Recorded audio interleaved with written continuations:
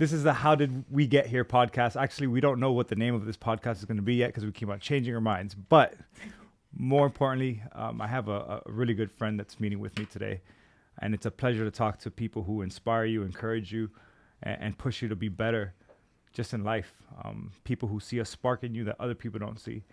And she doesn't only do that for me. She does that for everybody she comes in contact with.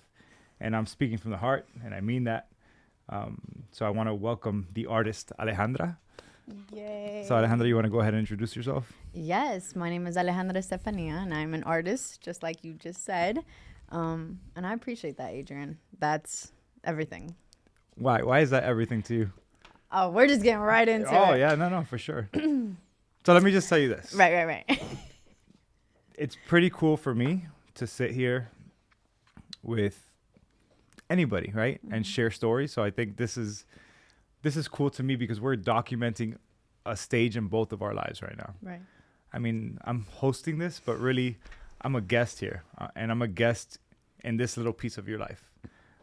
So to me, this is just, there's people back here, there's people recording, whatever, but it's cool. It's cool because it's intimate. And right now in this day and age, for some reason, we don't sit down and have these long conversations with friends. Right. So to me, like I said, it's just an honor to be here. So whatever. Same. Anyhow, go ahead. No, I agree with you, Adrian. You know, like, for the reason that's everything to me is because I don't care what you're doing if you're not really making a difference in anybody's lives. And that's a solo win, which to me isn't really a win.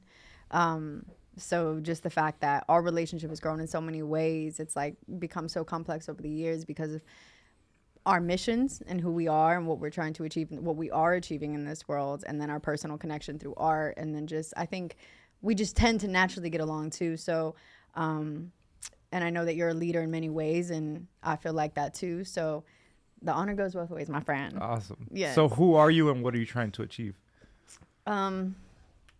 I'm Alejandra. I'm an artist, and I am achieving art that will elevate and inspire people and that will genuinely make a difference in this world.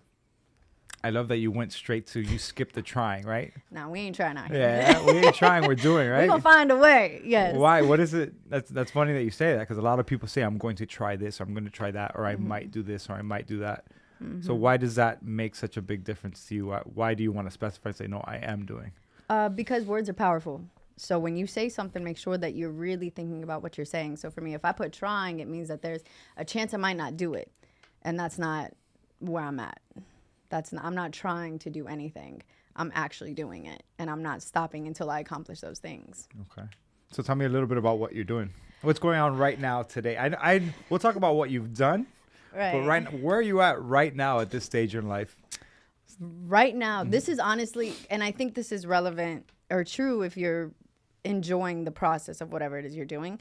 But this is the most fun I've ever had in my career, in my life so far. So personally in my life right now, my family has expanded.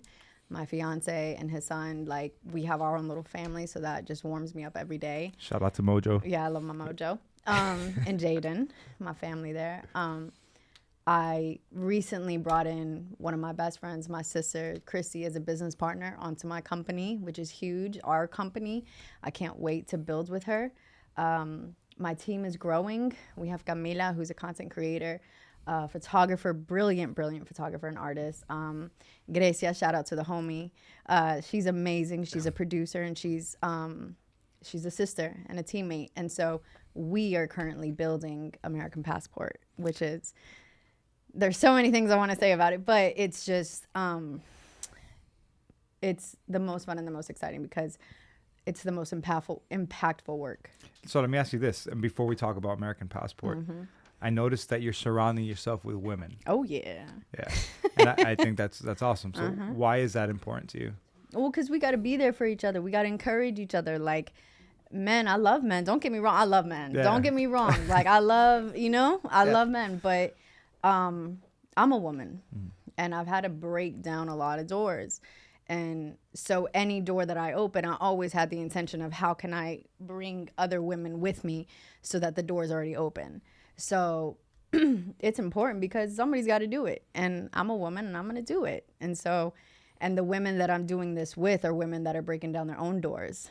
So I think that's a powerful thing. And when you say breaking down doors, what do you mean by that? I mean changing narratives. I mean shifting perspectives. I mean showing people what we're capable of, you know, and really redefining like who we are and what we can do in this world. Like those are the only kind of people I surround myself with. And I just happen to be surrounded by incredible badass women who it's like, why wouldn't I build with them? I hear you. No, I mean, 90% of my staff are women. I find it interesting that whenever I put out an ad that I'm hiring somebody, I get mostly women who apply. So I don't know what shift is going on. I don't know if it's down here in South Florida or just in general, or just maybe because I work in the mental health field, and so women gravitate towards that because maybe they're more insightful. I mean, don't quote me. I don't know what the studies are behind that, but there's definitely women who are self-aware and trying to look within themselves to then show that strength to the world. And I think that's where you're at right now. 100%. Yeah. And you gotta teach through demonstration. So I think the best way to inspire my fellow women is to be someone that they can be like, oh, if she's doing that, I can do that too. So I'm just honored. I'm honored to be part of this pack. Yeah. And I'm all for it. I mean, I feel like I'm one of those dads now, huh? That Bro, always, my brain goes to my daughter right away. Yeah. And I want her to have that strength. Yeah. And I want her to believe in herself. And I want her to value herself. And I know you've worked with kids before. So in what ways do you feel that you can use art to help strengthen women? You know, I was just talking to someone yesterday where I was explaining how my gift as an artist is to have these visions, to have these intuitive feelings, and then to have the tools and the execution to bring it physically to life. Almost like how an engineer would see something and then build it and construct it. As an artist, I have that, except my execution is the art. So that thing that people feel in the spiritual like pool that empowers you and makes you remember that, you know, you're a dot in this really beautiful, magnificent puzzle that empowers you. I'm able to visually give people that representation. And so when I do that, I see women seeing themselves in my art and being like, oh, that's me. Like, I feel that, and you captured that. And when I look at it, I see myself. And so that is how I do my best to do that. And then creating any kind of opportunities. If there's somewhere where I can pull another woman along with me, I'm going to do that. But as an artist, it's more about how can I visually put something in front of you where you're going to see yourself and you're going to start to believe in yourself and you're going to start to really buy into what you're capable of doing. Okay. So how does art do that, though? How does it not do that? Honestly, like there needs to be way more emphasis on art. Okay. I'm so passionate about this because art changed my life. It saved me. It made my dreams come true. It freed me. Like art is literally the language of the soul. So how can art not do that? Like it literally is everything. It's in everything around us. And I think we're so naturally wanting to express ourselves. Yeah. And so art, whether you have the skill for it or not, at least it's a creative outlet. And so let your soul speak. Let that spirit speak. Like get that. Can I curse? Get that shit off your chest with the art. Like we say it all the time, like say it with your chest, you know, like get it out, you know? And so art allows you a place, like a sacred space where you can say, feel, express yourself however you want without judgment. Don't worry about what it looks like. Don't worry about what it feels like or sounds like, or if it's perfect, who gives a shit? Like at least it's honest. And that's what we're missing in this world, is some honesty. Yes. Yeah. Yes. So you mentioned that art changed you, art saved your life. Mm-hmm. Let's talk about your life. My life. Let's go back a little. Where were you born? I was born in Ecuador. Okay. What was your childhood like? My childhood was not so much of like a childhood. You know, I had to grow up very quickly. We came to the United States when I was 4. Mm-hmm. And so my mom raised my brother and I. And my mom has been married 6 times. So I grew up in a household where we had, you know, men coming in and out and not the most positive experiences. And so I grew up having to deal with those things. And then also, I learned how to be really independent really early. And I was working very young. And so How old were you when you started working? I got my first job when I was 13. Okay. And I started working in restaurants, and then I haven't stopped since. But I love working, and I love that independency that comes with it. But there were so many things in my childhood that I had to unravel and really like free myself from. And so the reason I say art saved me is because when I was at that low point where I was out of my mother's house and I was like an adult and I was faced with the world and I was seeing myself like, oh my God, like I'm either going to do something with my life or I'm not. Like I'm either going to be a statistic or I'm going to be somebody. And so I wanted to be somebody, not for the world, but for my own like love of self. You know, I wanted to care enough about me to do something for me. And so I prayed and I just crumbled and I was like, God, if you give me a purpose, like I'll do it. Like I'll follow blindly. And I cannot tell this story without getting emotional. It's but okay. So I did, I prayed, and lo and behold, when I did, I had, you know, the calling. I heard it loud and clear, go paint. And I had never painted, I'd never done anything, but I was like, okay. And so I did. And the moment I did, I was like, this is it. This is what I'm here to do. I'm here to do this. Even though my art sucked, I didn't care. All I saw was, or not all I saw, all I felt was that this was what I was here to do. And then I've literally been following that path ever since. How did you get to that place where you actually were able to, it's not, okay. It sounds like you went through some trauma. Right. Throughout your childhood. Men coming in and out of your mom's life. Right. Where was that point where you were able to hear that voice? How were you able to hear that voice? Because it sounds like there was a lot of noise going on around you. Where did you find your center and say, oh, like, did you pray? What did you do to find that, to hear that? I surrendered. I just, I chose to give up any preconceived idea of what I thought I was here to do. And I surrendered my life to whatever it was that was going to be for me. And I don't know how to explain that feeling. The only way I can is through art. Awesome. But that's all I did. I just put myself in this place where I was like, it doesn't matter. It doesn't matter. Whatever it is, if it's meant for me, I'll do it. And just tell me and I'll go. What are some of those preconceived notions that you had to let go of? And I'm sorry, I'm gonna dig a little bit. No, I know you got to. You're there, but here we go. Well, I think my identity, like what made me valuable, like you gotta understand. Like I was Latina in North Carolina. I was raised by a single mother. Like I had seen and experienced every type of abuse. Like I was a number. I was a number in this, like, what was going to be just a statistic. I fit the bill. Mm-hmm. And so I believed that about myself. I believed, like, oh, like, it doesn't matter what I do. Oh, like, I'm naturally a fuck up. Like, school is not for me. Like, I'm a rebel. I'm a wild child. Like, it's not, I'm meant to be out in the streets. Like, it's just my nature. Yeah. But there was always this quality that I did have that I do love about myself. And I think it's important for us to recognize the things that we love about ourselves, which, man, I was a fighter though. Like I just, I wasn't afraid to fuck up. Like yeah. And I love that about myself because I think that's important to fight for what you want and for what you love. And so when there was, but we can also fight for the wrong things sometimes, can't we? 100%. That's why you have to be really intentional about what you're doing. And you got to take the time to really think about, is this actually what I believe in or want to stand for? But I just, I believed that it was okay to be a lost cause. And it wasn't until I decided, like, no, like, I don't want to be a lost cause. I don't want to just, fall to the side and give up. I want to do something for myself. I want to be happy.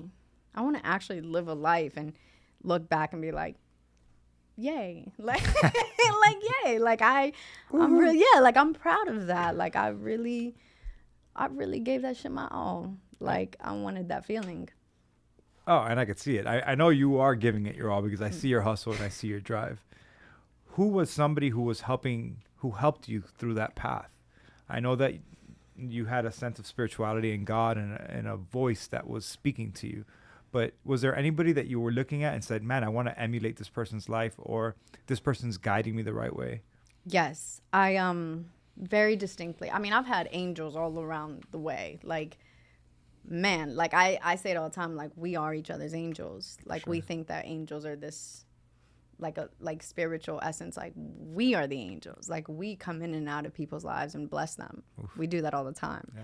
And so I had this angel in my life who I was working with her son who was autistic, and she was just everything I needed at the time. And she introduced me to the power of my own mind.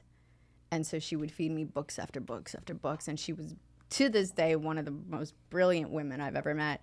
And it was funny because she was a stay-at-home mom, but she was so intelligent and she was so articulate, and she made me feel dumb sometimes, and not intentionally. She was just so smart. And I was like, I want to sound like that, you know. Wow. Like, and she was beautiful, and she just reflected somebody that I was like, I would love to be someone like you one day, you know, other than my mother. Like, I love my mother. My mother's like a hero to me, you know, but to see somebody else, see another woman who was like not only just incredible in her own way, but was teaching me something I'd never heard of before. Like, I grew up in a religious house, so that is just one way to think. But there was a level to the freedom in which she expressed the power of what we could be that opened the world of, like, holy shit, what do I not know? And, like, how do I figure out all the things I don't know but want to know? Like, what is the secret here? Like, there's something here, and I want to learn all about it. And I'm the kind of person where it's like, when I get curious about something, I dive all the way in, and I'll educate myself and read, and just, I become obsessed about learning. I never want to stop learning.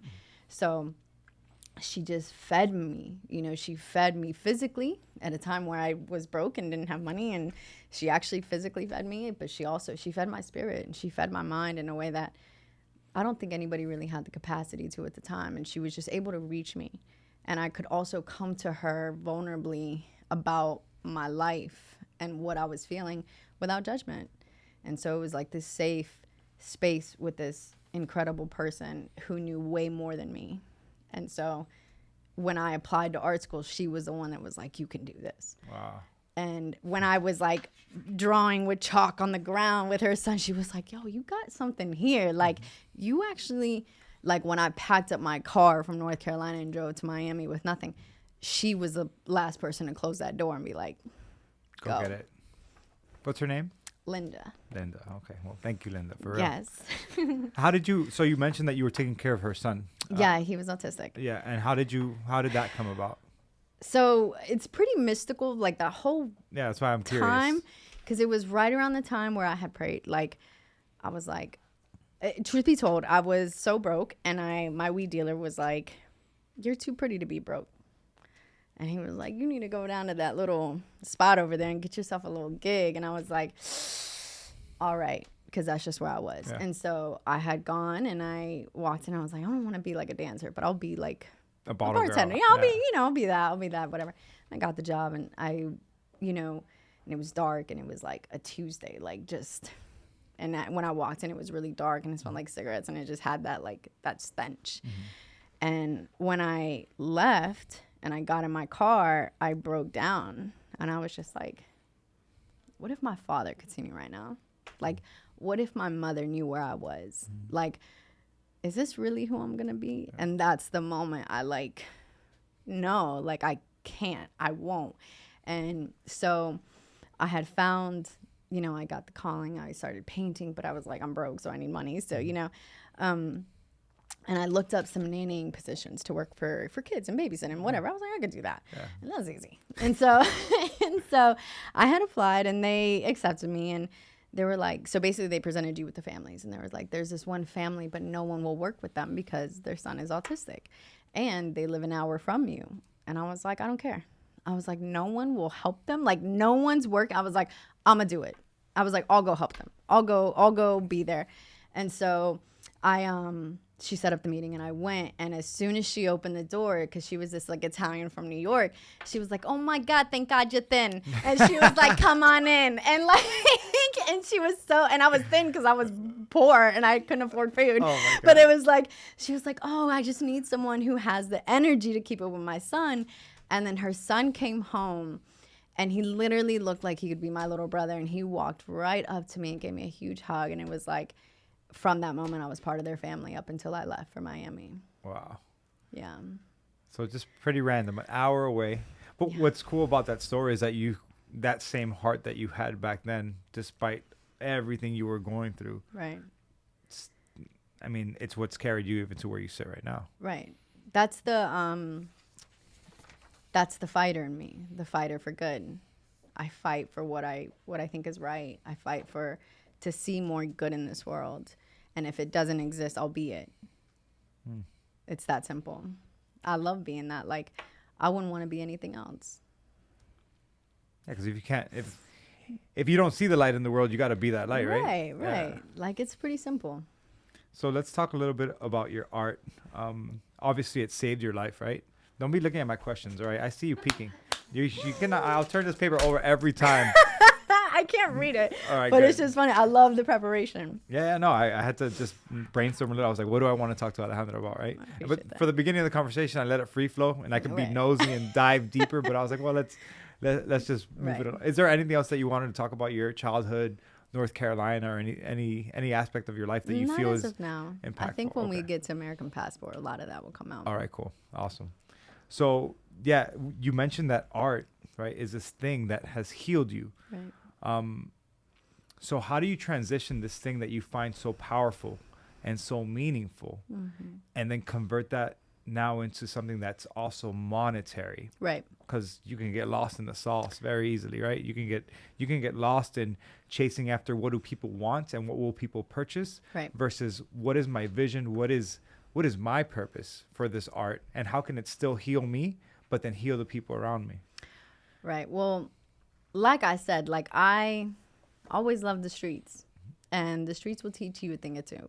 And so as a hustler, as somebody who has no problem grinding and working hard, like it was like inevitable. It was just like, well, this is an opportunity. Like if I want to feed myself, I got to figure this out. I got to learn how to be an entrepreneur. I got to learn about business. I got to learn about contracts, invoices, relationships, clients. Like it's me and me. So what am I going to do about that? And I have no problem because I'm like, when my back's against the wall, that's where I thrive. So it was like, okay, I'm going to learn this. So when I was in school, I was learning. I was listening to Gary Vee. Shout out to Gary Vee if you ever want to remember me. I was listening to people who were just sharing knowledge. Like, man, learn, figure it out. Like, it's so easy if you just take the time to learn a little bit. And so I just took the time to learn. And I was adamant because I knew I wasn't going to try to be an artist. I was going to be an artist, and I was going to be, an artist that gave it her all. And so that meant looking at art in a different light. That meant owning my own shit. That meant having the rights to my work. Well, that means I got to have a business. That means I have to be copyrighted. That means I have to have this, and that. And so it was like, okay, cool. Like, I'm game. I'm down to do this. And so it was a natural fit. And the more I learned about art, the more I realized like how much of a value there was in it, and how, especially like in the Black and brown community, it's not like so talked about. And so I was like, well, I want to educate my community on this, like, so that people know not just how beautiful it is, but it's an investment. And then more and more learning my own worth and value was like, well, yeah, so the price goes up, so it was just like a natural evolution, just like you here with where you're at now in the office you have now. It's not the space you had a year or two ago. No. You evolve. Yeah. You learn, you adapt, and you apply, right? Yeah, exactly. So I was learning, I was adapting, and I was applying. Like, that's what I did. And I just, even in school, like the professors would be like I had a professor who told me I was going to be a starving artist. And I was like, all right, bitch. I was like, okay, then. Look at me now. Yeah, I was like, cool, I love that. I love that. You don't have to believe in me because I'm not relying on you to believe in me in order for me to do what I'm going to do. And when people say anything, I'm just like, that's great. Like, you're just adding fuel to my fire. Like, so it was inevitable. What would you say to those people that let those negative voices get into their head? Because so many of us, as we're trying to come up, it's either a family member, a friend, even a close friend, a manager. I mean, I had all those people above me who I would say, oh, I want to do this. And what do? They shut down your idea. What would I say? You know, it's interesting because Gami, who's, you know, our photographer, she's amazing. And we were just talking about this yesterday. And she goes, you know, I don't know what it is. I know who I am. And even if people say this or that, like I just, you know, if it's good advice, I'll take it. But if it's not for me, I don't know what it is, but I just really I know who I am. And so, and I'm 100% in agreement with that. So I would say to those people, get to know yourself, really figure out who you are and become grounded there so that you can love yourself and really appreciate who you are. Because you can't appreciate something if you don't know about it. And so learn yourself, appreciate yourself, and then do you confidently, step into the world and be who you are. But the problem is people don't know who they are. And they don't know what they want. And they don't have any vision. And they don't, because they haven't taken the time to get to know themselves and understand what's truly important for them and what they like and what their passions are. So I would say get to know yourself, so that you can know who you are. Because once you know who you are, it's easy to shut out the world. It's easy to say, it's cool for you to say that because you don't know me. If you knew me, you would never say that. And even if you did say that, it doesn't matter. It doesn't change me because I know who I am and I love who I am. So whatever. No, it's powerful. Yeah. Yeah, because it's easy for people who don't know themselves and have that inner strength. We talked about external validation yesterday and people who just seek that validation from everybody around them. But what about when that world around you crumbles and you sit alone? Right. Where are you at then? Right. I mean, for me personally, I was birthed in the dark. You know, my evolution came from being alone, from coming to Miami. And it was all my time in my studio, painting by myself. And before it was a studio, it was in the corner of my little one bed apart, not even a kitchen, just a sink in the corner. I was painting on the floor. I don't care. I spent so much time alone making art that it was just, when I exited the world, it was nothing in comparison to the battles I had faced before. It was I've already seen the worst. I've already experienced the lowest. I've already hated myself. I've already dealt with the pain. So now it's you become fearless because you're just there's literally nothing that you can put in my path that I can't move my way through because I'm not afraid of it. I'm just not afraid. There's something so powerful about artists with what you were saying, how many hours you spend alone. I spend a lot of time talking about isolation, right? And there's some negative ways to isolate yourself and there's positive ways, right? So negative ways is when you isolate yourself and your thoughts are ruminating and you're thinking about all these negative things that are going on and there's self-deprecating thoughts. And that's not productive. It's not constructive. It's destructive. Right. But then with artists, whether you're a photographer, whether you're a filmmaker that's editing, whether you're a painter, whether you're a musician, when you hear somebody who's been practicing for thousands and thousands of hours, or you see a huge canvas and you immerse yourself in it, the thousands of hours of practice that came before that painting was ever developed or brought into existence, to me, I find value in it. And that's why I'm learning now more why I love artists, right? In general. I mean, I come from, my family has an art background. But I think now as I've gotten older, I recognize how difficult it is to sit in solitude with something that maybe nobody will ever see. Or maybe you start getting in your head, maybe nobody's going to care about this particular painting. Right. But you're doing it anyways because it comes from you. Right. Artists are weird, man. We're weird people. We spend a lot of time by ourselves, which is why I'm saying, now in this moment in time is the most fun I've ever had because I love people, Yeah. you know, and that time was sacred and important to put me here. But I love being around my sisters. I love being around my friends and working with them and building with them. But that time alone is so sacred. And people are uncomfortable with that because they don't want to hear their own thoughts. They don't want to hear what's going on in here. And they don't want to deal with it. And there was an Ali interview, Muhammad Ali interview that I was watching where he was saying, you know, like, what makes a man is when he's willing to hear the truth.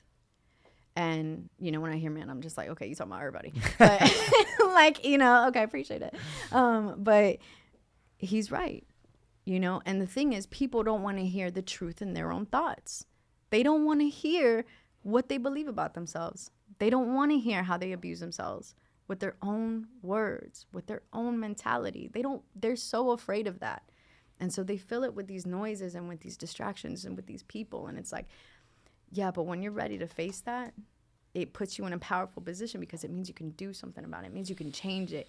It means that now that I know what is not happening and what I don't like about what I'm doing, I could do something about it. And people are so afraid of that power because it comes with responsibility. And so it means you are now responsible for your thoughts. You're now responsible for your life. You're now responsible for the results. So can you deal with that? And most people are afraid to deal with it. And as artists, we're not. We just sit with it and we hone it and we transmute it and we put it into something powerful. And that's why art is so crucial. Oof. I know. I'm done, Adrian. No. We out now. No, it's so true. And it's not only, it's anything that, any way that you put yourself in a solitary position. I don't care if it's a yoga mat. Because I'm learning the whole art of yoga now. And I'm on that mat and I start hearing some negative self-talk. And I'm like, whoa. Right. Be kind. And then you hear the instructor, be kind to yourself. Yes. Breathe. Be gentle. Give yourself time. Be patient. All these things that just translate into life, right? So yummy. And it's the same thing that we need to start telling ourselves when we're in those positions. Right. And it could be in the middle of a painting where you're like in a rush and you're like, wait, no. If I rush through this, take my time. Take your time. Slow down. Take your time. Yeah. I'm sure there's been times that you, especially with oil paint, right? What do you typically use to paint? I started with acrylic, but I've moved into oil paint. Okay. That's the thing. Art will teach you the art of taking your time, because if you rush it, it won't be that good. My biggest pet peeve. Here we go. The clapping star. Biggest pet peeve as an artist is rushed art. Is art that you did not think about the quality. You just wanted to get it done. Why are you just trying to get it done? Are you trying to get it done because you're trying to flip this and just make money? Okay, so why are you an artist, bro? Are you really thinking about what this could potentially do if you took your time? And so for me, it's like it taught me the art of first, you got to set up. You got to set up your station. You got to get prepared, just like life. You got to get prepared for what you're about to do. Okay, well, once you're prepared, pay attention to the details. Wilson, who's the first black shoe designer at Nike, he was the first black shoe designer at Nike. He's a mentor, a collector, family. And he told me, he goes, the difference between an amateur and an expert is the attention to the details. That's all it is. An expert will take their time with the details, and that's what gives it the quality. And that has not left my brain, because every single time I'm catching myself rushing, because I'm not perfect. We all do it, right? I slow down. Am I just trying to get this done? Or do I want to do something right? Do I want to do something that I'm proud of? Am I really thinking about the quality of what I'm producing? And with anything, with working out, with meditating, with reading, with quality time with people I love, with my art, with my company, am I taking my time or am I just rushing it? Am I enjoying the process? Or am I just eager to get to the result? I hear you so much right now. Yeah, no, because I feel like this podcast, I was looking on my, you know how you get those reminders on your story of, last year. Right. Well, this podcast was an idea that I had like January of 2020, I think, or 2021, if that. I don't even remember. But I remember it was an idea. Then I started buying equipment. Then I bought the wrong equipment. then I met with people. Then even coming into this room and having all this stuff and not even understanding how to set it up. And everybody's like, hey, when's the podcast? Hey, when's the podcast? Right. Hey, when's the podcast? When are we going to do this? And it's like, it's coming along. And I see it. And I still have that vision. Right. But it takes time. Right. And just like anything else, it takes time. Right. And you're right. It's the details. Right. Well, good things take time. Yeah. Like, if you think about even clothing, shoes, like, you don't want the cheap shit. You want the thing that took time, handcrafted, handmade, like hours went into this, and that's why it's so nice. You know, that applies for everything. So that's why I'm never afraid of the work that it takes to make something of quality, because my end goal is not to give you a cheap product. My end goal is to give you a quality experience so that when you're there, you're forced to be present, to appreciate all the time that went into making this. You can't deny that work. Patience, huh? Patience. How has your art evolved? Because I was looking back on your Instagram and I've seen such a change. Even at one point, it was almost looking digital. And then it shifted again. Yeah, it was taking a couple of turns along the way. Yep. Yeah, tell us about the evolution of your art and how that comes about. My art evolves as I evolve. And as an artist, I think one of the most hindering things you can do is put yourself in a box. Literally, we're artists. Why are you putting yourself in a box? You have chosen the most free of careers. Like you chose this, you're in this because you want to be able to do anything. But maybe one style is more marketable. Yeah, but fuck that. What are you doing this for? I'm just saying. You know, like, and don't get me, there's nothing wrong with that, but own it. Own it. Oh, I'm a commercial artist. I just make things that people like and I know it'll sell. Cool. Boom. Make your money, bro. Yeah. I'm not hating. Okay. But I'm a different type of artist. And I'm a very honest artist. I'm a very transparent artist. And so for me, it's like you have seen this evolution in my work because I haven't stopped growing. Because I refuse to stay stagnant. And I'm not afraid to pick something up that I've never done before and try it. Fuck it, let's roll the dice. Let's see if I can do this. I'm smart. I'm intelligent. I know how to apply what I know. Like, let me just give this a shot. There's nothing to be afraid of. Like, if I mess up, I mess up. It's not a big deal. No one even has to see it. Like, but I'm not afraid to try something new because I'm not stuck to who I used to be. Like, I'm in a constant pursuit of evolution. I'm in a constant pursuit of just being better than I was yesterday. Being smarter than I was yesterday, applying what I know. Like, should we turn that off? No, why? You heard that? Yeah, I hear feedback. That's why I looked over for a second. I wasn't sure what it was. Okay. But yeah, like, no, I was just like, I don't know. Something is breaking, people. The room is on fire. Right. No, I'm just in a constant pursuit of growing. So that's what you're seeing in my art. You're watching the evolution of me as an artist and as a human being. And I think some of the best and most powerful art is art that comes from the soul of the artist. And if an artist is doing their job, it's going to evolve. So how do you put a price on this thing that comes from your soul? How do you decide? I know I saw your mouth twitch a little bit. You see, it's a hard thing, right? Yeah. It's you have this thing that you've poured your soul into. It's built your life. Mm-hmm. It's been part of you emotionally. Now you're putting it on a canvas and you have to decide what's the price that people are going to pay? Right. How do you determine that? Well, that's where I put my business hat on. I try to, when it comes to the number, I try to put my business hat on. I try to be thoughtful of the collector. I try to be thoughtful of the process, respecting myself, my value, the time, the cost it costs me to make something, right? What were my materials, the shipping, all those things. Okay, great. Let me calculate that. Mm-hmm. I've been doing this for X amount of times. I've been giving myself raises throughout the years. Okay, boom, there's the labor. I've partnered with respected brands. That's credibility. That is part of the investment value for this collector. Adidas, Forbes, Bacardi, Nike, Carnival Miami, Art Basel, Miami Heat. Anybody else I'm missing? Oh, there'll be more in the mix. Oh, I know that. Great. So that all goes to the brand, the painting, the art. That's how I do it. It's very actually pretty cold, cut, and dry because I know my worth and I know I'm a professional and I also know my time and I'm also thoughtful. I think about the person purchasing it. I think about them and I don't make promises I can't keep. So if I'm telling you this is an investment and I believe that wholeheartedly, I believe that. I'm not just saying that just to sell it. I don't care. Like, there's always going to be someone knocking on the door. So if it's yours, you'll know it because art chooses you. And so for me, it's like, it's an exchange of so many more things than just the monetary value.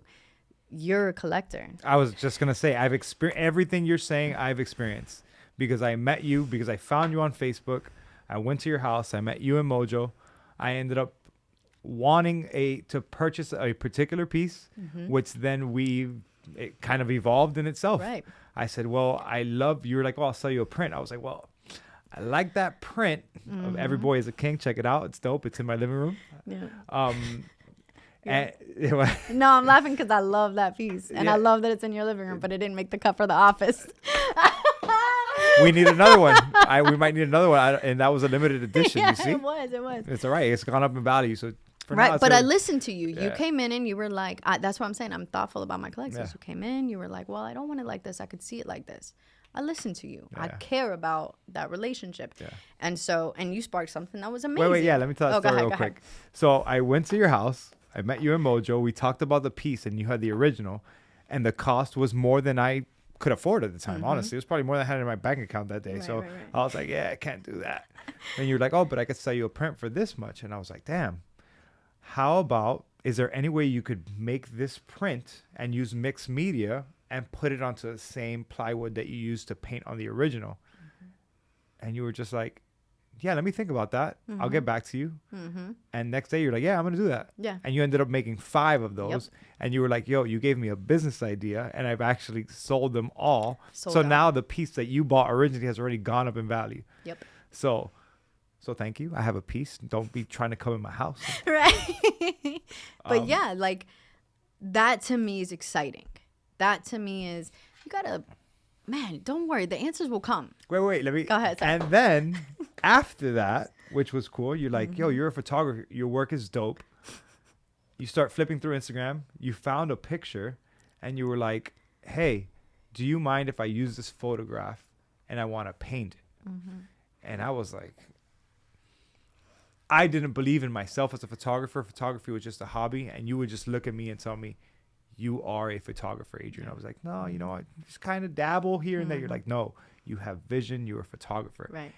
Let me tell you that what you instilled in me really did shift my perspective in terms of my art. I know I've kind of put it aside a little bit, but you're somebody who planted seeds in me that showed me, oh, I believe in you. I have hope in you. And look, let me even take your work. I'm going to paint it. Yep. Ended up in a magazine. And I'm looking at my work converted into a painting. A random kid in Cuba who has no idea that his image has inspired so much.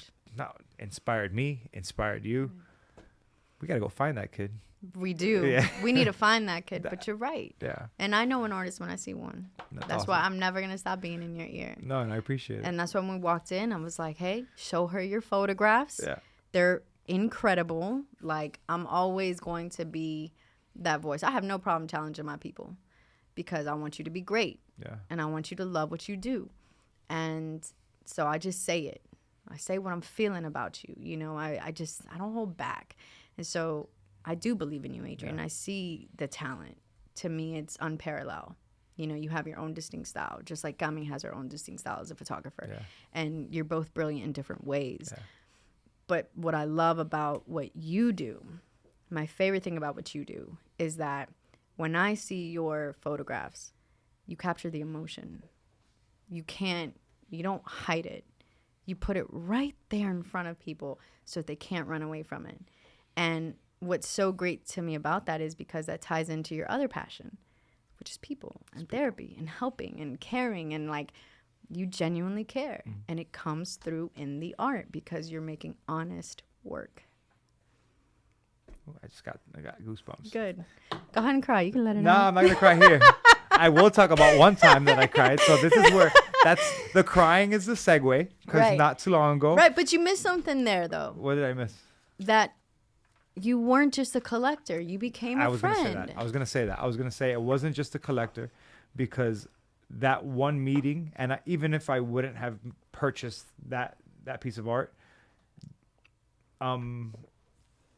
I became part of your family. Yes. And we don't talk all the time, but whenever we do, it's always a connection. Right. And the same way I feel with Mojo, just Right. with your family as a whole, I feel that connection where it's like, oh, these are my people. Right. Oh, I Right. got to call. You know what? I need a vision. I need to talk to somebody about this vision I'm having. Let me reach out. Right. So, And that to me is a thing that nobody talks about in the art world. And that is exactly why I didn't want gallery representation or an agent handling my shit, because I love people. I want to talk to the people. I want to connect with the people. And I can honestly say that where I'm at today is because of the relationships that I've created with my collectors. I genuinely cared. And so this family just naturally formed. And I wasn't trying to do that. I was just being me. that's awesome. And so now, like Christy, my sister business partner, was a collector. You, a collector. Like, I can say that probably for almost every single homie I got in my life That's right now. cool. Like, Yeah. they were collectors, you know? And so I don't take those relationships lightly. You know, those relationships are everything. I look around and I'm like, man, we got a multi-billion-dollar network here. And I just see potential. I see all of it. And I'm like, oh, I can't wait for all these things to blossom. And I think it happened naturally because it was authentic. And I refuse to be anything but that and really take the time to be present with my people. And I love y'all. You guys gave me my life. You guys made my dreams come true. Can't do it by yourself, right? Nope, I don't want to. Not no more. Not no more. Not no more. You hear? There's kisses. I know. Look. That's everything. That's life right there. It's That's support. joy. Yeah. Yeah. Same. I mean, it's Erica just came into this picture a month ago, and it's cool because whenever we've done like 4 or 5 of these, I don't even know how many we've done, but at first she's like, "Am I laughing too loud?" I was like, "No. That feedback feeds me. Yes, I agree. I need that." Yeah. So it's pretty cool. I love it. What I did want to ask you. So advice for young artists coming up, and I know you sort of answered it in terms of like being yourself, but what about from a business perspective? What advice would you give to a young artist who they want to pursue their passion? What do they do? How do they start? They got to grind, they got to hustle. I get it.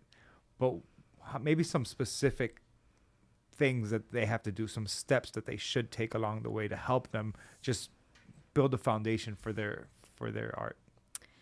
Before I get to the technical steps, the first thing I would say is make sure you're committed to the cause. Before you take that first step into that journey, make sure you're in it for the long haul. Because if you're not, you're gonna get tired and you're gonna quit. Know yourself. Know whether or not you're the kind of person that's gonna be able to triumph and overcome for the sake of your dream. If you're not, that's cool. It's no judgment. But know that first. Once you know that about yourself and you're ready and you're like, I'm in it, I'm not quitting, I'm not looking back, I'm whatever it takes, okay, great. Start learning. Start really feeding your mind. Surround yourself in your personal network. Cut out all distractions. Cut that shit off. Can't nothing be more important than your mission. Honestly. Like, I say it all the time. I'm obsessed and I don't care. I know this thing for everybody. I don't care. All I think about is my art. All I think about is how I can use it. I'm obsessed. I know you are too. Because I know I get it. But that feeds me. Like, I love that. So educate yourself. Cut out those distractions and start surrounding yourself with people who genuinely inspire you, who are already doing that. Knock on any door that you feel like, I'm just going to try. Try it. Just put yourself out there. Like, give it a shot. Like, don't be afraid. When I started, I was like Googling art shows. Where can I apply? Like, okay, markets, like the tent things, like the booths, like carnivals, whatever. Like, I'm just out there. Like, try it. Just put yourself out there. Now more than ever, use social media. Duh. You'd be a fool not to. But, like, come on now. But just learn and apply. It's so simple. Like, people think it's so complex. It's not. If you want to do something, learn about it, prepare yourself, and apply. And show up every day for it. The thing is, people stop being consistent. And then they wonder why it's not working. Well, you stopped. There's your answer. So what are you going to do about it? And now you got to work 10 times harder because you lost your momentum. And there's something my brother said to me that I'm going to keep saying because the more I think about it, the more I love it. And my brother's like my Buddha. He's such a different but cool version of me and my family, you know. But one of the things he said, he was like, because most artists, most people, they tend to ride these trends. They tend to ride these waves. And so one of the things he said, you don't have to ride the wave if you build the beach. Oof. So good, right? When he said that shit, I was like, that's so good. Quote. I'm quoting my brother, Daniel Rodriguez. Shout out. And I loved it because it was just like, I don't have to be trendy. I want to be timeless. I don't want to ride a wave. I'm building a beach here. I own the water. I am the water. I move when I want to move. I flow where I want to flow. Like, no one determines my outcome. Like, I'm one with this. I was thinking about be water. Be water. Be water. So, again, Adidas, Forbes, Bacardi, Nike, Basel, Miami Heat. Right. All these different things that have come across you. All these extremely reputable companies that you've worked for or are working for currently. Right. Can you tell us about any of them, or are these all top secret? No, they're not top secret. So tell me a little bit about some of these relationships, how you've built them. First of all, to me, when I hear or see that list, I just see the divine. I see spirit. I see the calling in action. I see the reason I picked up the call. That is not me. Those are all things that came to me from the universe as gifts, as signs, as keep going, as gifts. So when I see that, I'm just like, I'm exactly where I need to be. And I'm doing exactly what I'm supposed to be doing. And more than anything, I can tell you, all those companies that you just named, they can taste authenticity. They know when you're faking it. And they, you know, the one thing about Nike is like, you can't bullshit Nike. You know, like when they approached me and Mojo, it was like, these are things I love these stories because it's like people think they have to force it and you don't. Just do what you do and it'll happen, right? So Nike, it was because that was a big moment. Nike was huge. I mean, come on, it's fucking Nike. Like I was like, oh my God. But what had happened is we got an email. It was December 2019, right before Christmas. We had gotten an email from this curator who we never even met. And they were like, hey, I'm working on a project. I can't tell you who it's for, but they potentially might commission you guys and partner with you guys. And we were like, okay. And they were like, well, you signed this NDA and then we can talk about it. And we were like, okay. So we signed the NDA. They sent us the actual like proposal. And when we saw Nike, we were like hype. We were like, oh my God, you know? And so, and then we ended up getting it. And then we did like a mural and it was just like an amazing experience. But what I thought was fascinating was that curator, he told us that he was in the meeting with them and his job was to put together a list of artists so that Nike could choose, right? Okay, yeah, we want them. And it was only 4 artists. So, and in those 4 artists, I ended up being the only woman, which goes back to what we were saying before. You know, I'm always the one there. Yeah. Like, I'm just used to that, which is why I'm like, now you got to deal with my pack.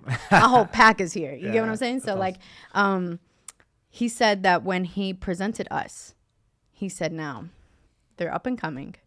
They haven't accomplished as much as X, Y, and Z, but I really think they're special. And he pushed us, me and Mojo, together like a team, which I was like, oh, that's tight. Yeah, but he was like, they're really in it for the community. And for what you're doing, I think you really might want to, like, he was like, if I could push anybody on you guys, it's them. And we didn't know this was happening. You know, we were just living our lives. And then it just came to us. And it landed right there on our footsteps. And it was like, we didn't have to do anything to get that. We just had to be ourselves and be real about what we were doing. And the opportunity came to us. With Bacardi, it was the same thing. I'm a ride or die for Bacardi because, again, they made my dreams come true. They believed in me. And it's not just the brand. It's the people in the company. It's the way they it's mostly women. And they fuck with me heavy, you know, and I love them. Like, I really, like, man, like, I'm so grateful for them. Like, and I genuinely connect with them. So these companies, like, it's all real relationships. It's all real moments. Like, Nike catapulted into the relationships we have with Wilson now, who was the designer. We have numerous relationships with Nike with that partnership now, because we showed up, we did the job, but we stayed. And we were ourselves, and we met the people, and we did the interviews, and we went, we underpromised and we over-delivered, because I love to show out like that. I don't like to tell people shit. I'm like, this is the minimum, right? But when I show up, guess what? I'm going to come way more than what you thought. Yeah. Because that's just how I move. And Mojo's like that too. So those relationships, Carnival Miami, bro, that shit was like a global campaign. Like, I was in South America. Like they called me. It was a random number. Call me on like a random weekday. They were like, we love what you do, and we want to offer you this title of Carnival Miami 2019 poster artist. And I was like, what? Yeah. And then they were like, can you come in and we want to talk to you? And I was like, okay. And I went in and I was just myself. And they were like, we love you. We want, like, you're the one. And they were like, get ready, because this is going to change your career. They were not lying. It did. Why? How did it change your career?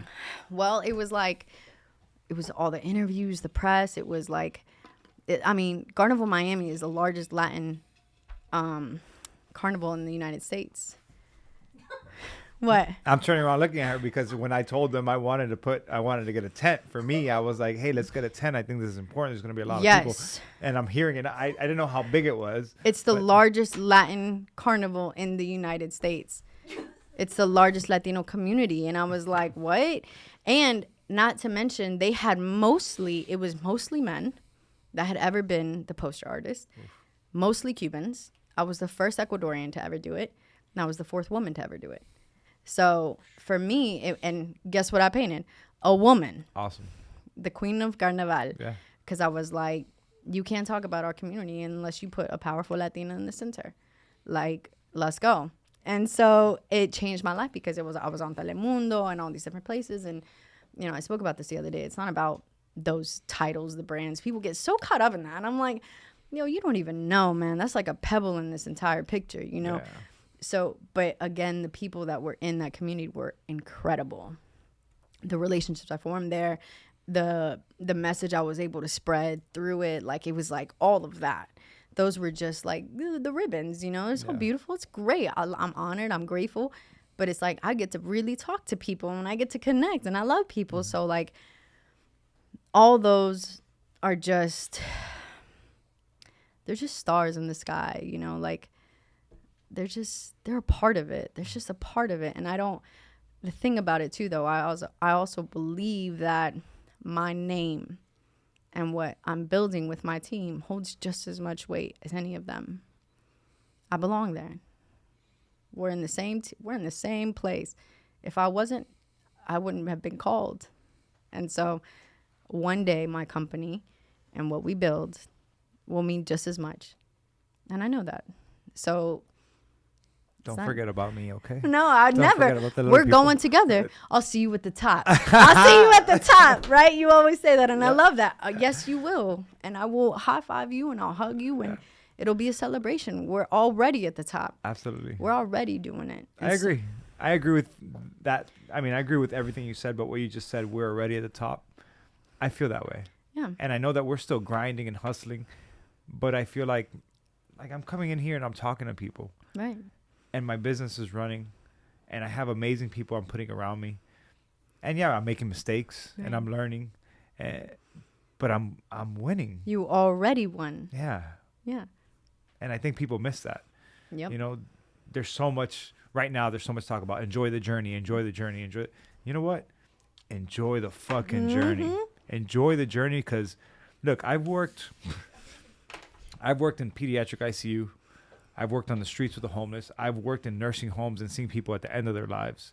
Right. I've worked in the mental health field for over 10 years.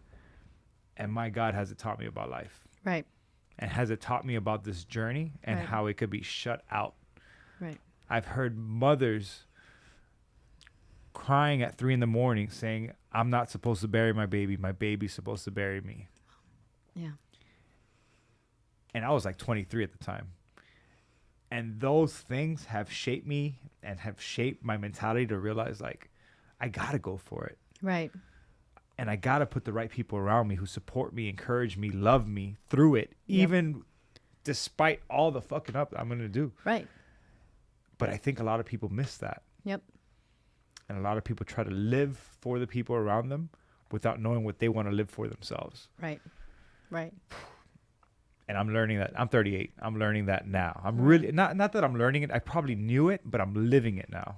You're practicing it now. I'm practicing it now actively. Good. That's So, why everything's working out. Yep. Yeah, Yep. it's true. It's true. There it is. It's a dope conversation. It man. is. It's pretty good. It's like I like yours. I'm like, Yeah, we cool or it's something. like, Like, we we, alright, like you the we homie. alright, alright. Look, our people are loving it too. They're so like in it. So you talk a lot about finding comfort in your skin. Yeah. And you're very much about that. So tell me a little bit about that. Man, you gotta love you, bro. If you don't love you, why are you asking everybody else to love you? Like, be proud of yourself. Like, even if you're not perfect, even if there's like a million more things you want to fix about yourself, like, take a second, switch your perspective, and just be proud of who you are.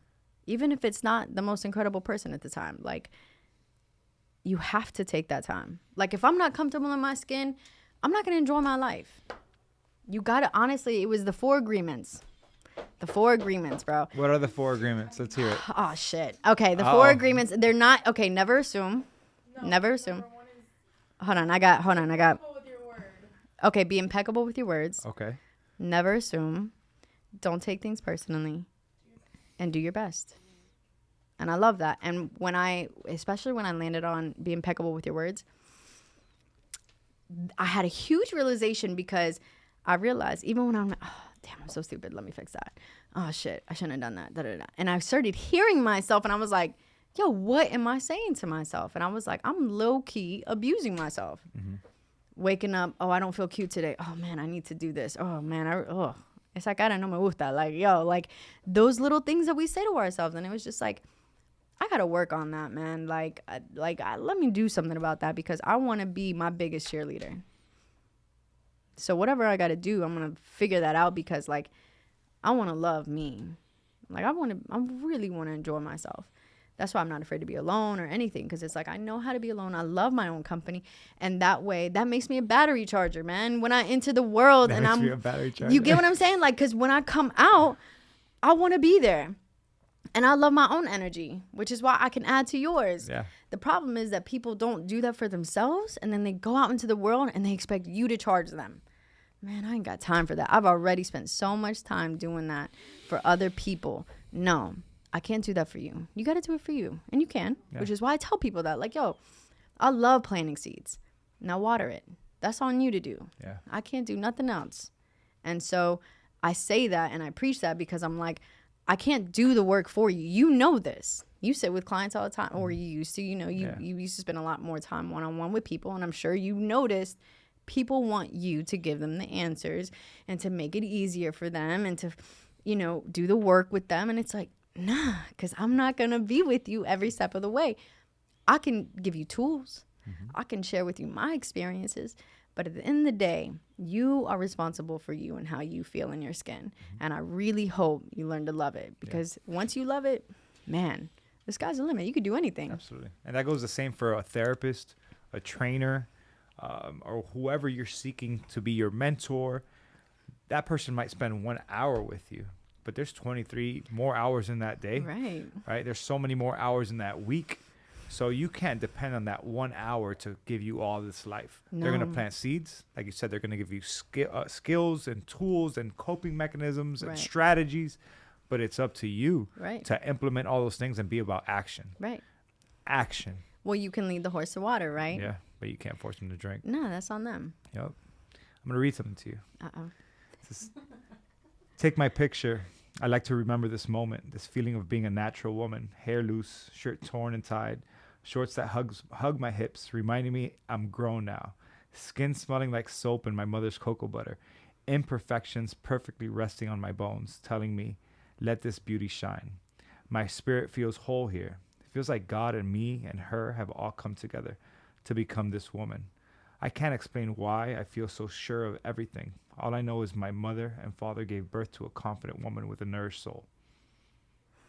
That's you, girl. That's me, though. That's me, though. It's powerful. It's powerful how comfortable you are in your own skin. It took me a long time to get there, though. And that's what I was going to ask you. Again, I want you to plant seeds right now. Okay. And I know it's hard. I'm putting you on the spot, but I know what you're digging for. yeah, how do you get other women to be that confident, to be comfortable in their skin, to be okay with their curves, their imperfections, and all this other bullshit that society tells us you need to be perfect, you need to look like this? So I got to take you back to the beginning. Yeah. So when we came to the United States, my mother had married an American, and he wasn't the best man. And so I was young. I was around 5 or 6. And so that's when I had my first encounter with sexual abuse. So, and that, your body being used by somebody else. And so my innocence was stripped at 5 off the rip. Oh. And what ended up happening was one day I told my mom, and she flipped out and kicked him out. We ended up going to court. And I had to stand trial at 6 years old and tell my story. And he ended up going to prison for 13 years. And so when that happened, though, because there's a lot more that followed that, I went through, bro, like it was like I was not mine anymore. Like it took me so long. And that's why I say art saved me, because eventually I started painting women at some point. Like it was like the only thing that could come out. And it was like I was trying to find myself. I was trying to find the woman in me that was always there, but that was taken from me. And so it took me a long time, but once I discovered that my body was not just a sexual tool, that it was so much more, that it was me, that it was the vehicle for my spirit, that it was my soul expressing itself. It was my history. It was my culture. It was my poetry. It was every person I'd ever touched. It was all my memories. It was all my mistakes. Everything I fed myself spiritually and with my diet. It was a reflection of it all. Once I realized that it didn't belong to anybody but me, that's when I was like, wow, like I can be mine. And like, I don't have to share myself or give too much of myself that I don't want to. I can do this for me, and I can love me, and I can hug on me, and I can, oh my God, I'm so soft, and I'm, uy, que rica, like, and not for nothing sexual, but just because I'm like, I'm a beautiful goddamn woman, and I want everybody to feel that about themselves. And the problem is these traumas and these moments, and people will try to strip you of that. The world might come and take you away from you. But will you find your way back home? Will you do whatever it takes to love on you again, to reclaim yourself and your identity? And I'm not attached to my body. I just love it. It's going to be one with the earth one day. I'm going to be ashes and dust. It's going to be beautiful. It's going to be beautiful. But it's just that. But what's real and what's underneath it is me. And I am my own. And I am divine. And no matter what anybody does to my body, you cannot take that shit away from me. Ever. Because I found it. That's awesome. That's so powerful. Yeah. It's a room full of women, so. No, but look, you're a beautiful woman, right? But your beauty, the strength supersedes any external beauty that you have. The inspiration that pours out of you, right? That shit'll. There's a lot of beautiful women in this world. Right. There's a lot of women that stop traffic. Right. But they're empty shells. Right. And so I think it's really important for young women to hear somebody like yourself who found that inner strength and lets it pour out of them. And that just levels you up Right. 100-fold. Right. I think we need more of that. Oh, yeah. My daughter needs more of that around Right. her, you Right. know? And Eva's amazing. Oh, my daughter's dope. She's so dope. And she has it. She has that. She Like, has too much swag, okay? I need to I love the smack swag. her a Nah, little bit. don't quiet that down. Women, look at me. I'm looking right in the camera. Women, look at me. Find your swag. Do you. Like, stomp and move those hips as you walk around this earth. Because, no, girl, you do you every single day. You be confident, even if it's too much for anybody else. My turn. Like, I had to speak to my girls for a second. Like, like, I want to see more women stomping around. Yes. I hear you. Yes. But shake your hips, have swag, look good, but don't just be a shell. Right. Well, feel yourself. Listen, you could eat the McDonald's cheeseburger, or you could have the fruits and the vegetables and the protein that's going to build you up and make you dense and strong and ready. What you going to do, bro? It's the same with your brain. It's the same with your mind and your spirit. What are you going to fill yourself with? You could scroll through Instagram and poison yourself. Go for it. Or you could scroll through Instagram and inspire yourself. Amen. Choose your shit. Yeah, I agree. Choose it. You can fill your mind with all sorts of crap, or you can filter out. And my whole thing this year has been cut out the fat. Oh, I love that. Yeah, cut out the fat. Just if it's not doing anything good for me, I need to cut it out. Yep. Because I'm just focused right now. Right. And I need to make sure I stay focused. So if there's extra that I don't need, that's unnecessary, I got to trim it. Right. I got to cut it. I got to discard it, burn Yep. it, get rid of it. Yep. So that's where I'm at. That's good. Hold on. I got one more for you. He's taking, bro. Why is he taking? That's right. Get this man a shovel, bro. No, I'm digging. No. These are things that I read that were powerful. And then this image itself, and we'll probably throw it up on the screen. Because when I saw this image, I was like, what am I looking at? And it's this image right here. So I don't know if the camera could see it, but if not, we'll throw it up. So it's a picture. It's a photograph. Taken by Camila Rosa. There you go. At Camila Rosa Films. This Studio. I'm sorry. At Camila Rosa Studio. which was like your living room or what? That's my living room. Okay, see, that's why I was making sure. Yeah. So it's a picture that it's a painting that you created Right. of this woman free falling like in the universe. Mm-hmm.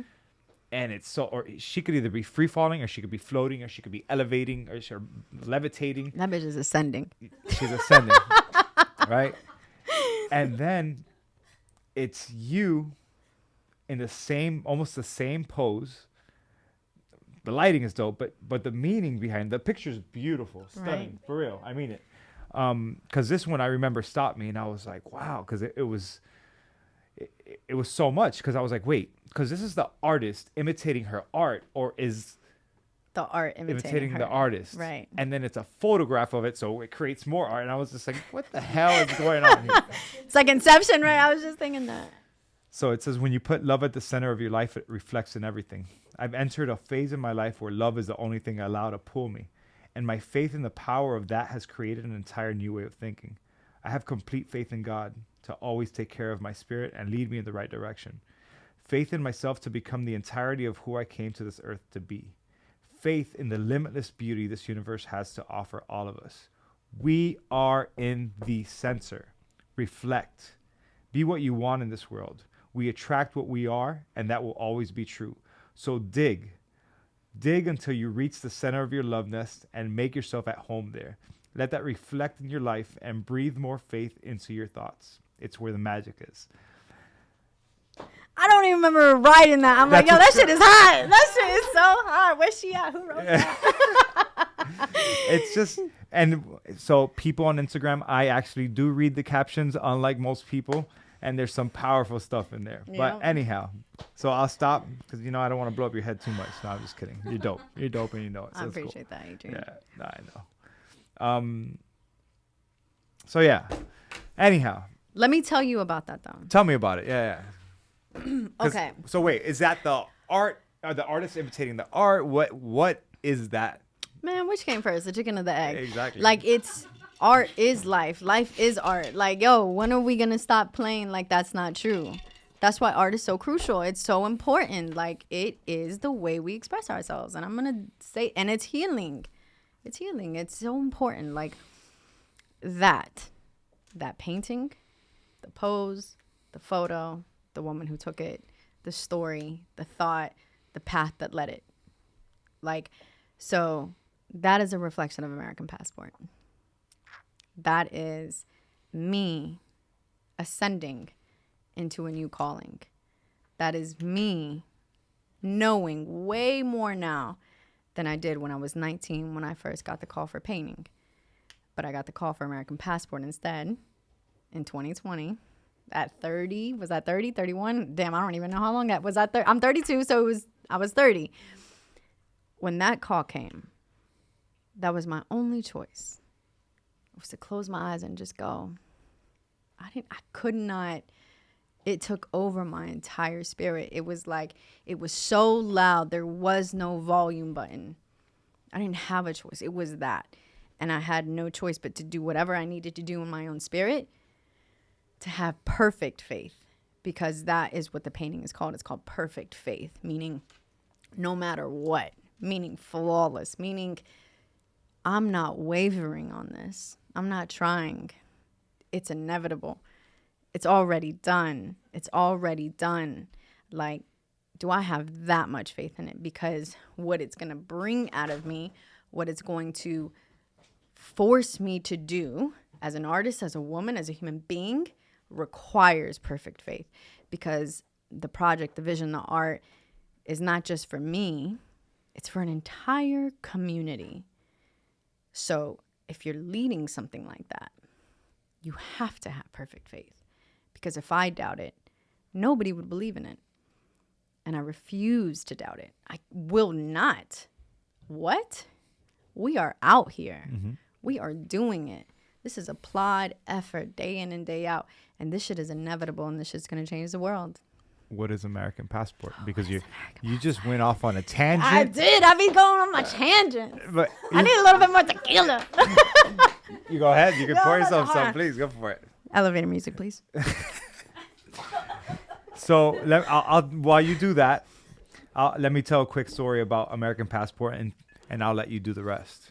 Okay. I get a call while I'm at the other office, and Alejandra says to me, Adrian, I want to show you something. I want to discuss something with you.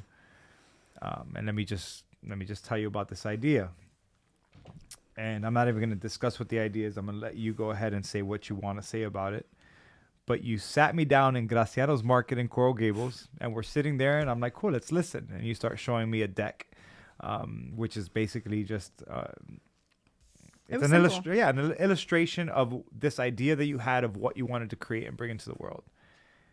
And somewhere in the middle of it, I was in tears. And it wasn't only because of the art and what you were creating, it's because of the vision that you had. And not only artists are visionaries, and you've shown me that, honestly. I think I didn't recognize that before, but I have told a lot of people I need to put myself around more artists because of the way that you view the world. Right. I have a medical mind. Mm-hmm. It's very black and white. Yeah, it's somewhat it's gray because of psychology and because of human behavior, which is gray in many ways. Mm-hmm. But artists are visionaries for the world. Right. And they see things that most people don't. We are truly in a box. Right. And artists are out there in the universe. We're ascending. Cue the NASA shirt. We in outer space, people. Yes. But for real. So go ahead. I mean, I was going to ask you about what is it that makes artists these crazy visionaries and allows them to think so freely.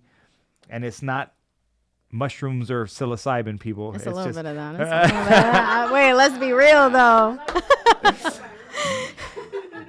But what is it that makes you such a visionary? And then talk to us about American Passport. It's the divine. Yeah. It's not me. I am an extension of whatever is happening in the universe. So what do you say to somebody, deja la comederia? Like, what are you talking about? You're talking craziness. I'm talking about the energy that connects us all. What is that energy? man, if there was one word that could encapsulate it, then there wouldn't be any disagreements. Like, don't get mad at me. I'm getting mad at you because no, the point is that you can't describe it. Yeah. That's the whole point, is that people want you to explain it and feed it to them. I can't. You're just going to have to feel it for yourself. And until you do, it's going to be a big old question mark. And if you're ready, back to what we were saying, if you actually spend enough time for yourself, you're going to feel it one day. And it's going to take over you. And get ready to go into that rabbit hole. But wait, some people catch a glimpse of it or they smell it. Mm-hmm. And then for whatever reasons, they let that go. Yeah, because people are so afraid of their own power. People are so afraid of what they can do because it means that once I know that I'm capable of doing this, it means that if I don't do something about it, I'm always going to know that I didn't do something about it. So people are afraid of that.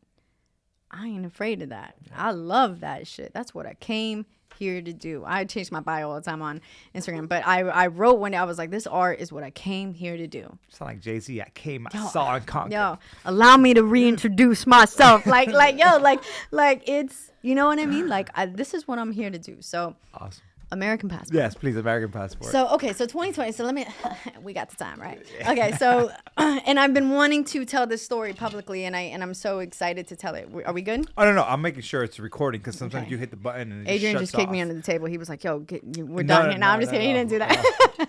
I got all day. I know, all day.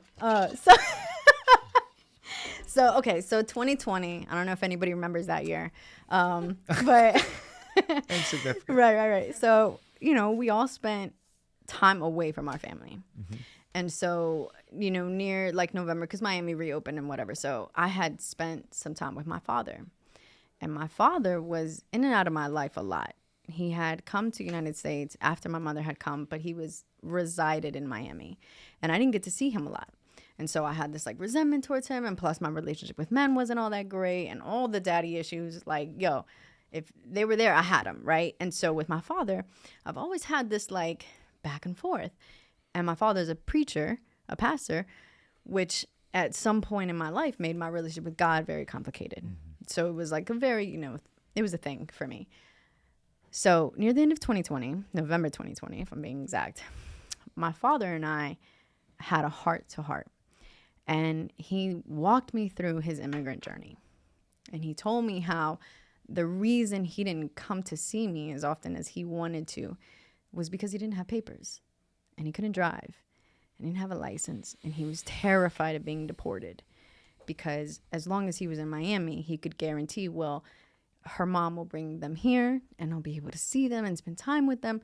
But it's hard for me to leave this city because as we all know, Miami is like the hub for Latinos and there's a lot of immigrants. And so that's actually one of the reasons I love Miami, but when I learned that, and when I also learned, because he told me how when the incident had happened when I was younger, and what had happened was, when that happened to me when I was young, and we had to go to court, that guy, my mother's husband at the time, was trying to deport us.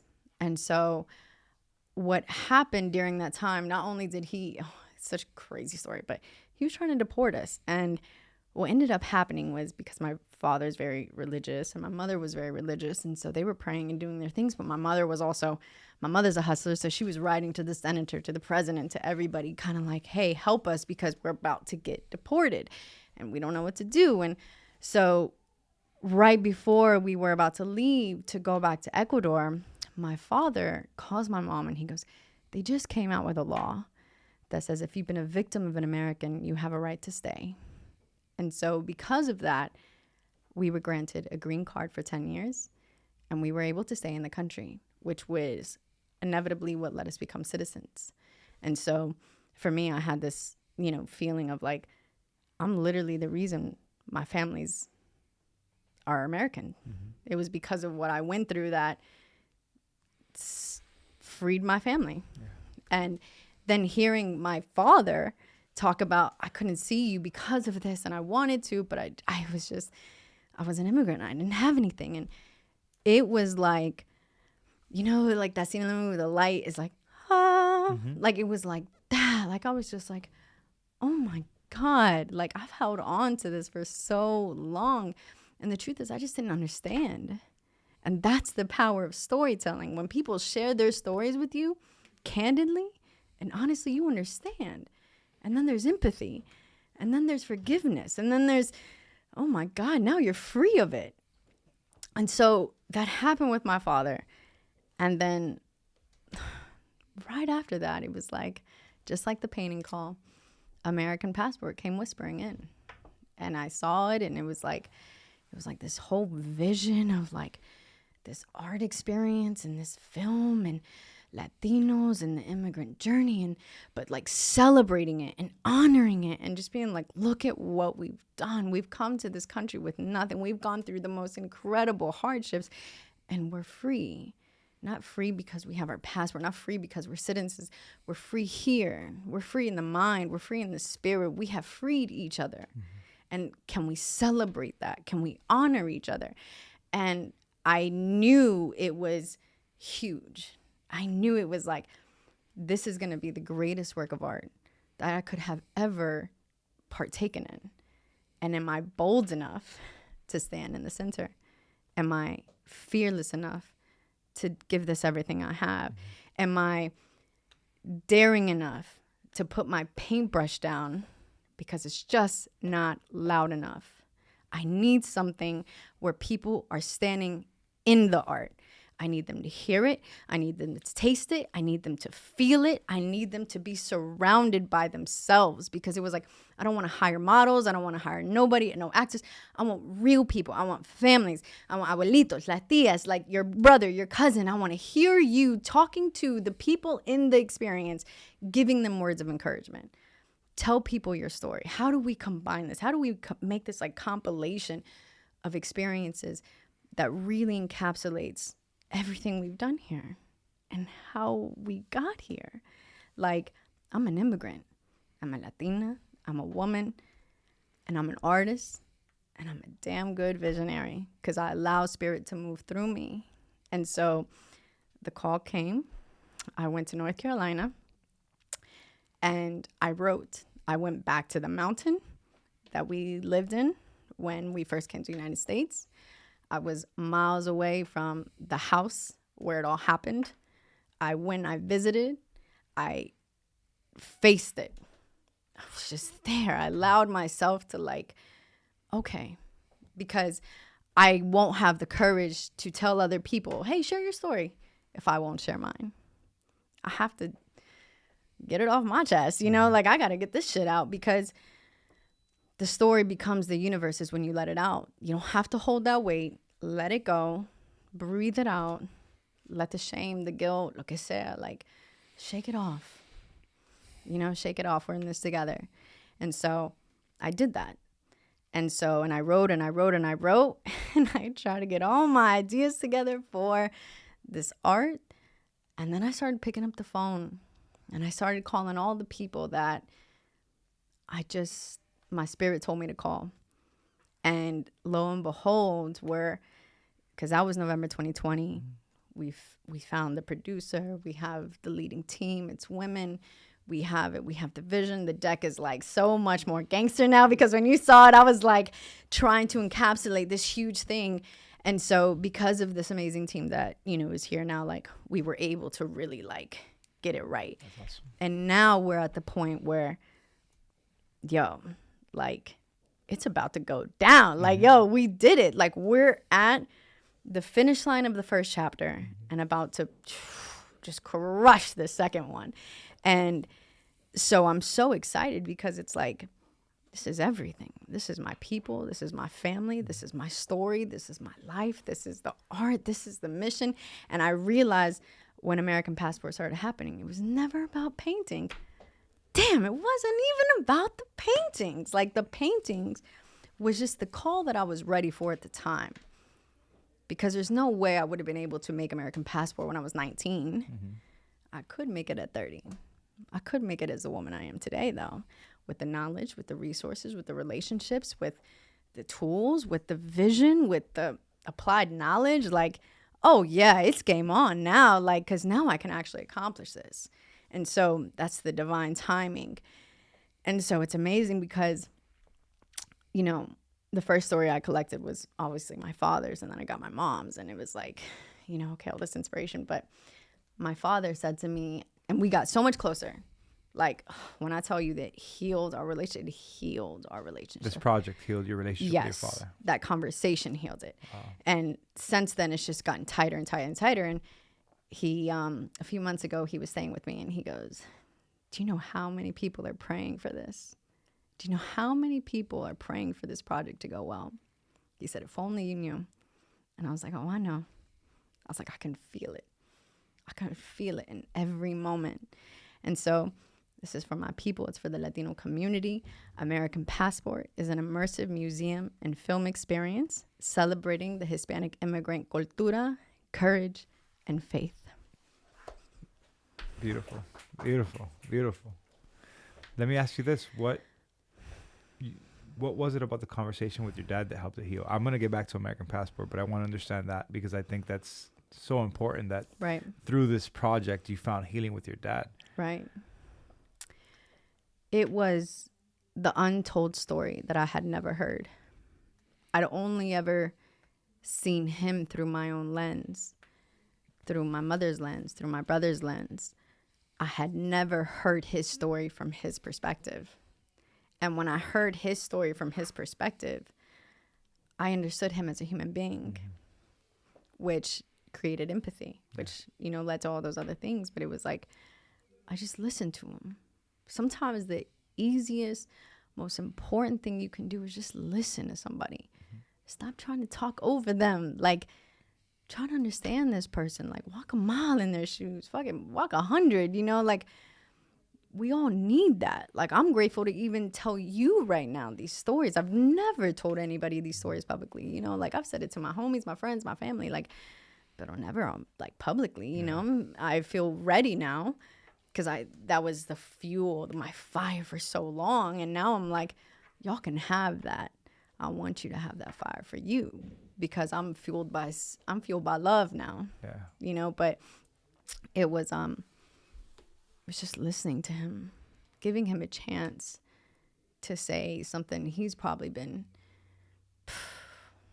dying to say for so long because I know he loves me. Yeah. And I know he loved me the whole time.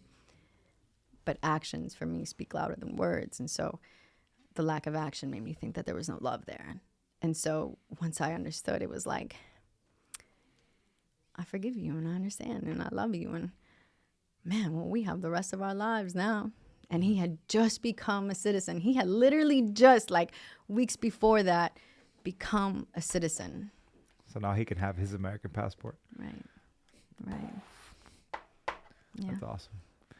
There's so much power in vulnerability, right? There's so much power in just being able to be open. That's the strength, though. Yeah. That's the strength. People think strength is like, oh, I got my walls, can't nobody in. Like, oh, I'm so strong. No, like, are you strong enough to be vulnerable? You strong enough to cry? You strong enough to let everybody in and be viewed by the whole world or the people in your world? Like, are you strong enough for that? Yeah. To stand naked in your truth?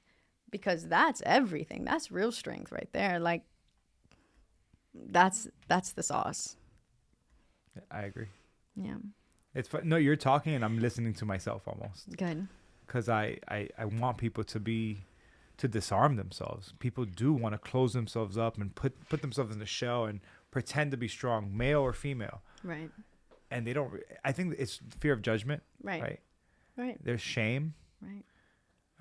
They question themselves. There's guilt. Mm-hmm. Should I have made a different decision back then? Why did I stay in this situation? Right. How did I let myself succumb to X, Y, and Z? Right. It's not your fault. Right. It's not your fault. It's just life. Right. And in the same way that you would listen to somebody else's story, are you willing to hear your own? Yeah.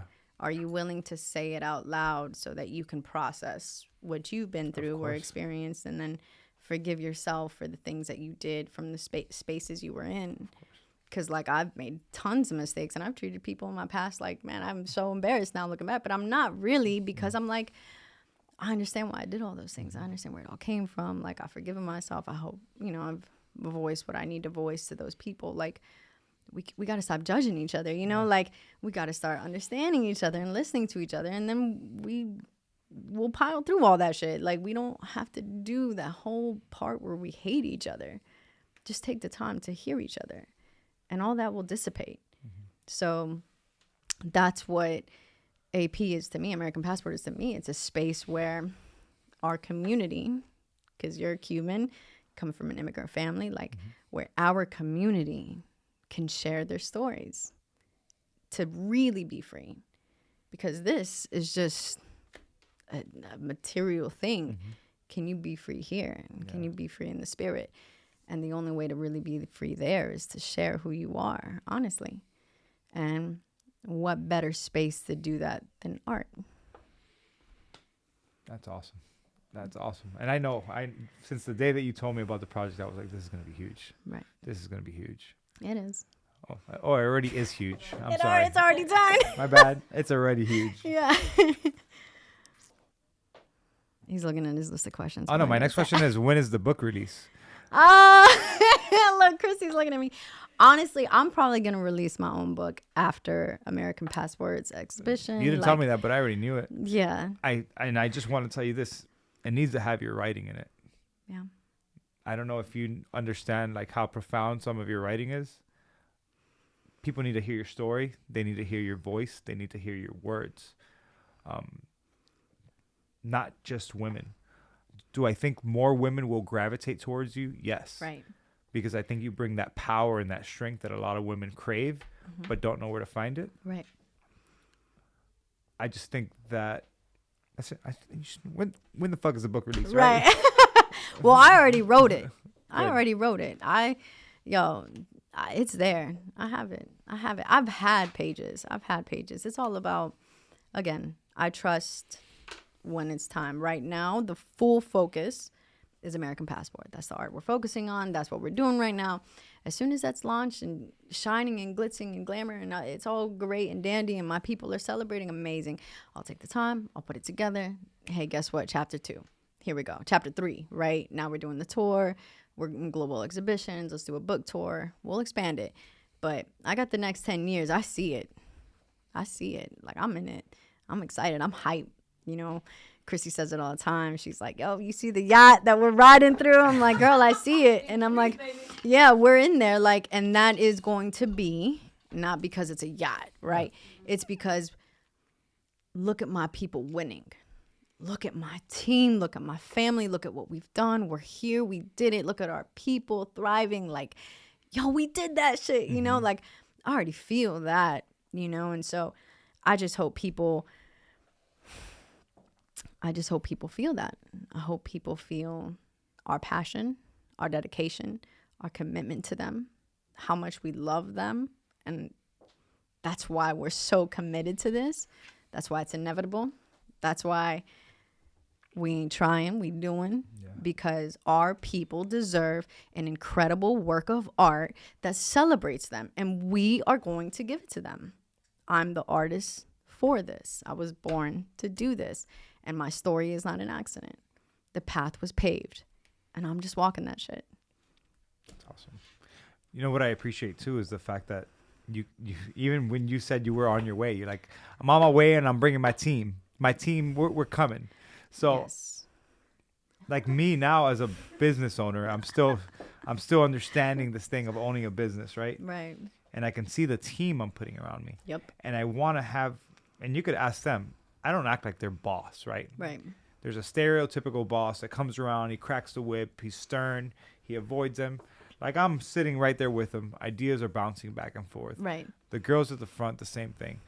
Like I want everybody to feel good, and right. I want to care about the people that work with me, not for me. We're working right. together. Right. The business, it's a thing of its own. Right. And just as I need to make sure the business survives, I need your help to make this business survive and thrive. And so I think we're moving towards a new form of leadership that probably didn't exist before. Right. Where we do treat everybody as part of the team, right, versus subservient to us. Right. I agree. And you know, it's interesting because like I'll be really transparent. Leadership is something that I am learning every day. Amen. Me too. And there's moments where your ego wants to come up and be like, is what I want to do. So we're going to do it like this. Right. And I'm learning from that. And I'm realizing how to adapt quicker and to trust. I really trust my team. Chrissy said it to me the other day, a few weeks ago. She goes, Mama, I'm your partner. I'm in this with you. We're in this together.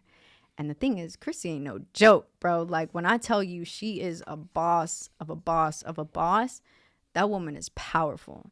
So, hell yeah. You know, like, I don't want to lead anybody. I want to be surrounded by leaders.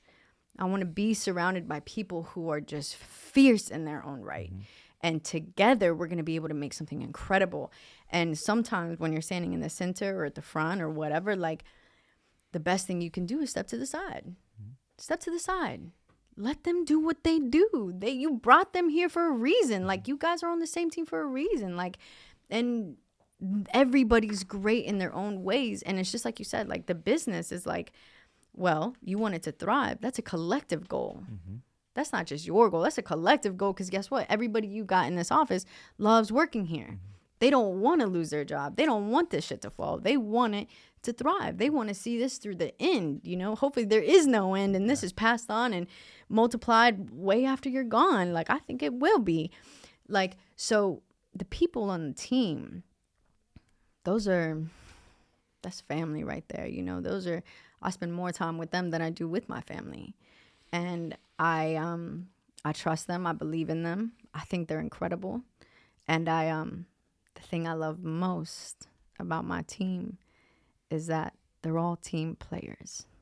We're all team players. We look out for each other. We're doing this because we love each other. We support each other. Are there times where I do get a little stern because I'm like, yo, it's got to be a certain way. Yeah. Like, we have to, quality, standard. I say standard all the time. I'm like, what's the standard here? What are we going for? And because sometimes you do have to push and challenge, but you have to do it for the collective goal, not for your own win. Hey, make me look good. No. It's not about me looking good. It's about, does the art look good? You know, does the collective effort look good? Do we stand strong together? That's everything. And I think for so long I was so independent that it was great while I was there. But this is way more powerful. This is way better. You know, I don't want to do shit alone anymore. Like, I'm independent, great. That doesn't mean nothing. You know, I want to see my people win. Yeah. And to have people who understand your vision, believe in your vision, and you can step aside and watch them move towards that. Yep. It is humbling. Yep. It is humbling. Because this team is pretty new. But I hear them talking and I'm like, oh, they get it. Right.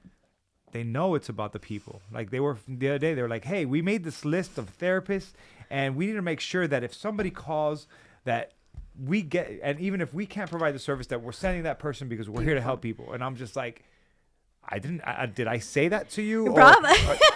Like, where'd you get that from? How did you know? Like, that's important. That's part of the mission, right? Well, because you're leading through demonstration, you're teaching through demonstration, right? So with us, it's like, I am this. I breathe it. It encapsulates me, and I stay in alignment with what we're doing.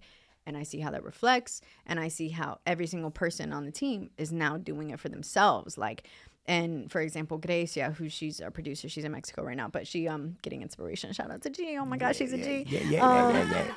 Man, this girl is literally in Mexico answering emails, taking phone calls. She's on it. She has ideas. She can't wait to come back. We're going to Spain soon to be really honed in and working together soon. Camila will be like, I got ideas. I know what we can do for this. I got da-da-da-da.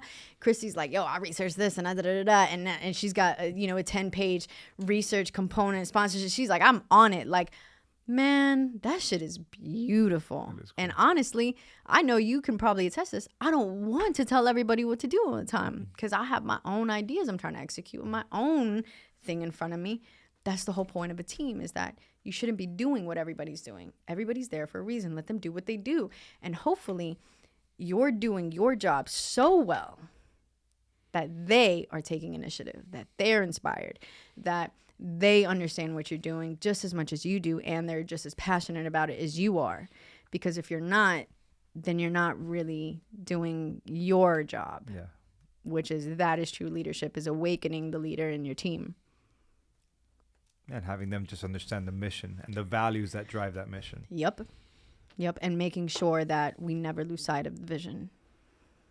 So this is a question I've been wanting to ask people, and I'm going to start. You're going to be the first one I ask. Oh, I can't wait. Let me put on my lip gloss. Yeah. And I want to start asking everybody who comes to the podcast, what is your purpose in life? Because this life is short. From dust we came, and to dust we shall return, right? Right. And so what is your purpose on this very short journey that we call life? The first thing that came to mind was to be free. To just be free. And it just so happens that what I'm passionate about sets me free. And so the art is tied to that freedom for me, which is probably why I'm so obsessed with it. But I just want to be free. I want to be here. I want to ascend. I want to live in a world, in my own world, of limitless possibilities, of remembering where I come from and never letting anybody deter me from that. And I'm never going to forget it. I refuse to forget it. I want to always remember that I was born free, that I'll die free, and it's all up to me about what I do with that freedom. Thank you so much, Ale. Thank you. Thank you for who you are. Thank you for the seeds that you've not only planted in me, but seeds that you plant everywhere that you go.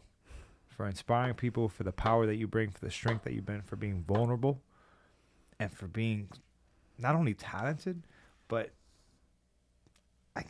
just for being you. Thank you, Adrian. I want the people there to know, if you're listening, this guy right here is on a mission. And pay attention to Adrian and what he's doing with his community and the family he's building around him, because I see you and I can't wait to just cheer you on every step of the way. I'm holding this shit together. Good, I'll cry. Look, I'm going to get him to cry though. But I'm so proud of you. I'm honored to call you a friend. I'm honored to stand alongside you. I'm honored to take this mission that we're both on and execute it together, and to encourage each other and to leverage each other. And we will change the world. We are already.